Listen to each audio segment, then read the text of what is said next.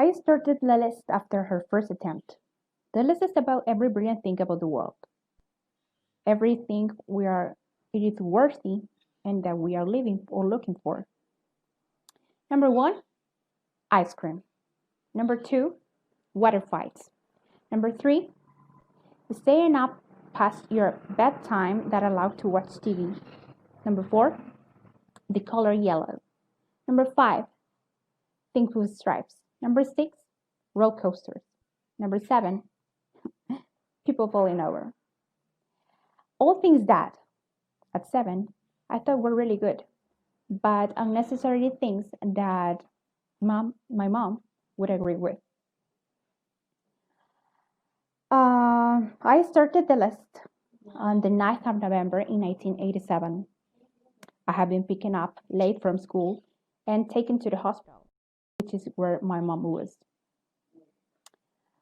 And up until that day, my only experience of death was that of my dog, Sherlock Bones. Sherlock Bones was older than me, and he was the central part of my existence. He was very sick, so the vet came around to put him down. Would you mind? I'm going to get you to be the vet. It's just that you have an immediate veterinary quality. It's all right. I won't ask you to do too much. Just stand here. And would you mind if I take your coat?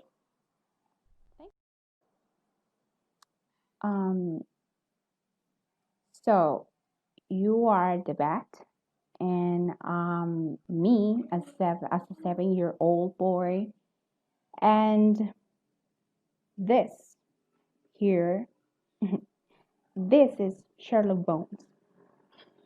I know you because you are one of the parents from school, and you say something reassuring like you are doing the kind thing, and it's not a moment too much. I don't know what that means because I'm only 7, and I have no real concept of finality or mercy. But I think you are clearly a very kind guy, so I trust you. Now, do you have a pen or a pencil on you? Well, we need a pencil. So that pencil is needle, and inside that needle, it is an anesthetic called pentobarbital. This dose is a large dose to make the dog unconscious, and then depress his brain, respiratory system, and circulatory system, and finally to put him to sleep, whatever. Now when you are ready, I need you to help me to inject Sherlock Bones in the thing. No, the thing. Could someone with a watch tell me when 30 seconds has passed? I held Sherlock Bones, who I had known my entire life. I held him as he died.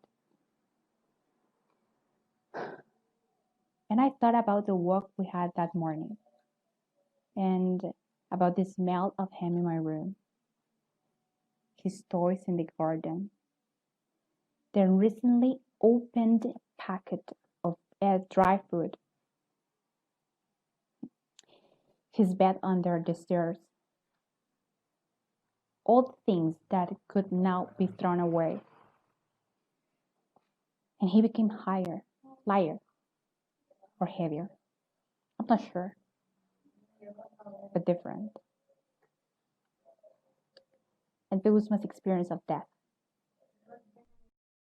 A loved one becoming an object, and being taken away forever. It's 9th of November, 1987.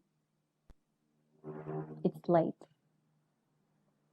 All the other kids had gone home long ago. I'm going to ask you to be my dad if it's okay.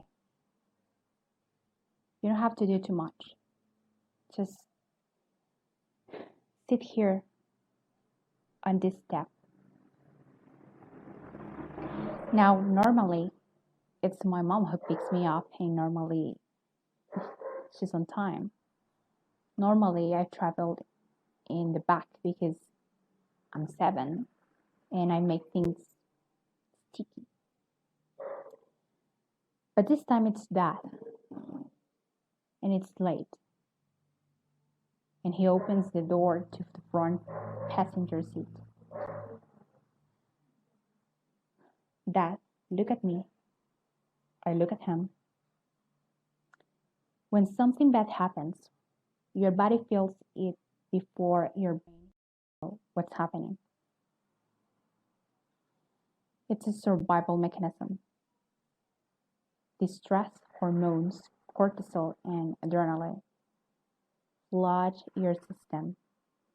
It feels like a trapdoor opening, breathing you. Fight or flight, or stand as still as you can. I stood very still, looking at my dad. Eventually, I got into the car. Dad had the radio on. He had been smoking with the window down. Now, actually, what's going to happen is that I'm going to be my dad. You're going to be me as a 7-year-old. You don't have to do too much. Just say why and okay.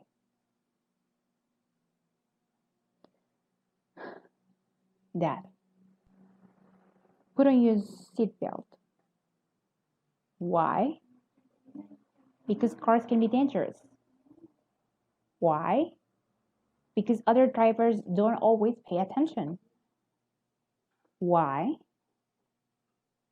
Well, there is lots of things to think about when you are grown up. There are bills to pay and work to do and relationships to sustain, and there is never enough time to do it at all. Why? Because there are only 24 hours in a day. Why? Well, because that's how long it takes for the earth to rotate. Why? Because I don't know. Why? Because I don't know everything. Why? Because that's impossible. Why?